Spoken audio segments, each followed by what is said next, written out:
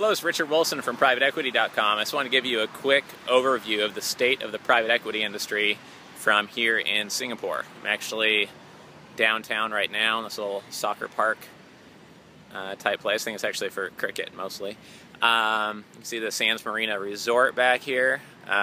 You've seen a couple of my videos maybe from up here on top of the Sky Bridge. And there's a downtown kind of finance center. But I wanted to talk to you about what's going on with private equity here in Singapore. I'm here to speak at a conference tomorrow. I'm going to be talking about family offices and private equity capital raising, so I thought this would be an appropriate video. People often ask me when I get back from trips like this, like how things are going for private equity funds here, how much capital are they raising, or are they struggling to survive? And there's some disadvantages and advantages of being based in Singapore. And basically the state of the industry is healthy and borderline thriving for many reasons. One is that Singapore is one of the wealthiest, per capita places on earth. It competes with places like Zurich and Monaco for the amount of wealth which is here. And, it's just a top area for meeting new investors all the time.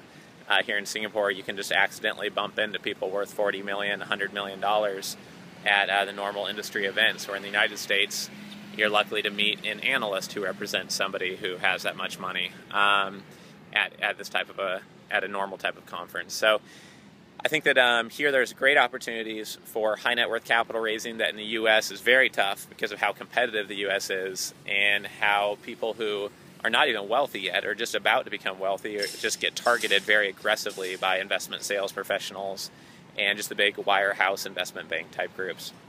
So that's the advantage, one of them. The other advantage is just a global regional hub for business activity. Besides Hong Kong, I believe it's the best place to do business in Asia.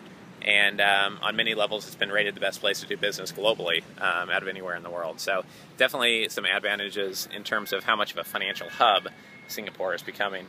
A disadvantage is that a lot of the ultra wealthy here in Singapore, a lot of the family offices actually prefer to do their own direct deals. In other words, if they made their money in textiles, they would like to directly invest and have minority or majority controlling stakes, or maybe buy out 100% other textile companies. If they made money in the high-tech area, like my Malaysian client, for example, in Penang, he made his money in laser cutting metal and stamping metal for DVD players and MP3 players, etc. And he basically engaged me to try to acquire U.S. companies that do similar things or prototype metal stamping or laser cutting of metal for digital devices. And so he's not looking to invest in a private equity fund that might invest in technology and that might be focused on the U.S. or in Asia. He's looking very specifically at how to vertically integrate and vertically roll up competitors in the industry so that he can grow his own business more rapidly. That's very common here in Asia. Shoe companies want to buy shoe companies.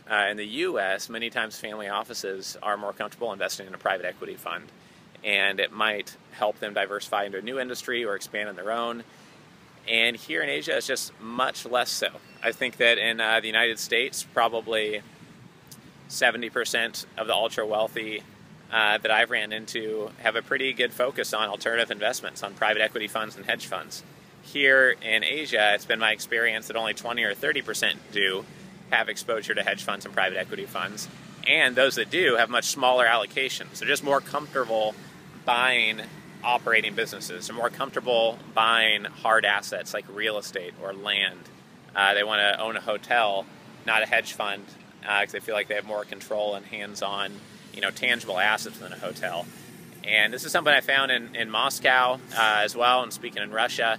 All of the ultra-wealthy there have their money in commercial real estate buildings, office buildings like these ones behind me, as well as apartment buildings.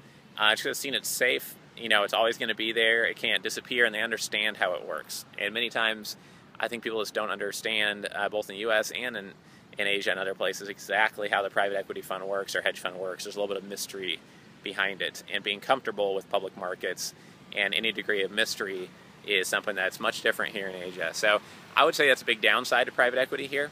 But it's also an opportunity if you can think creatively. Sometimes these families and investors will hire private equity fund team to do a fund kind of just for them, a one-off fund. Sometimes the private equity funds will be hired by the ultra-wealthy family to help them make acquisitions. It's got to be a large enough family to make that distraction worth it, but it might lead to a new type of fund or new skills for that private equity fund manager long-term. So might have to think a bit more creatively to get things done, especially if you're just starting out here. But there's definitely a large base of ultra-wealthy and high net worth individuals here in Singapore. So the state of the industry is that it's healthy, it's growing. Lots of people I know are able to raise assets, and probably about 30% of the fund managers, the private equity funds I've met here, are actually headquartered in Singapore.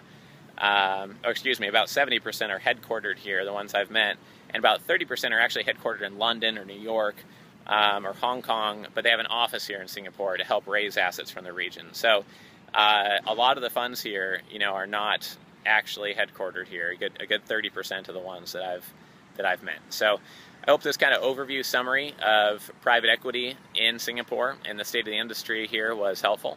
It's Richard Wilson, company from PrivateEquity.com, and hope to see you again soon.